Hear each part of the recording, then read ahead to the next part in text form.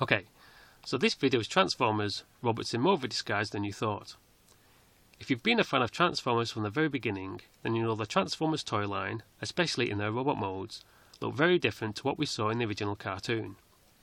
The toys in robot mode could have ugly faces and cumbersome bodies, but the same characters in the cartoon had a makeover with nice faces full of expression, big blue eyes for the Autobots, and in proportion bodies.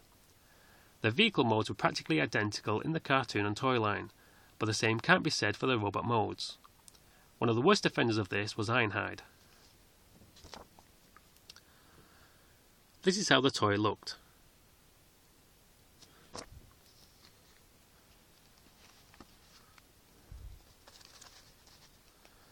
And this is what it looked like in the cartoon. Quite a difference. So really, the cartoon lied to us. What we saw in the show was not what we bought in the shops. I've never been a fan of how the Transformers look in the live-action Michael Bay films, as they can be ugly with cumbersome bodies too. But as I've just pointed out, they have more in common with the original Transformers toy line than the original cartoon and comics. How's that for blowing your mind? However, very occasionally, a comic will come along which did show the Transformers as they really are. They were usually British comics presenting original material rather than just reprinting the Marvel Transformers comic.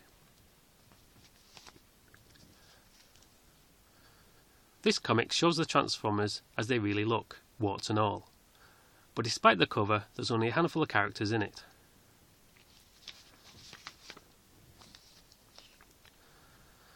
So much better is this story called The Enemy Within. I missed it the first time around, but thankfully they reprinted it in the 90s Transformers comic, and I managed to get most of it. This isn't afraid to show their true forms. If the toy had a minimal face and two short arms, then that's how they are represented here.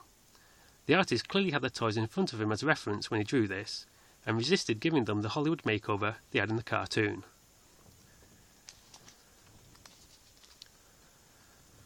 For example, the yellow and beige robot Brawn here, about to fight Starscream on the right, looks like his toy version.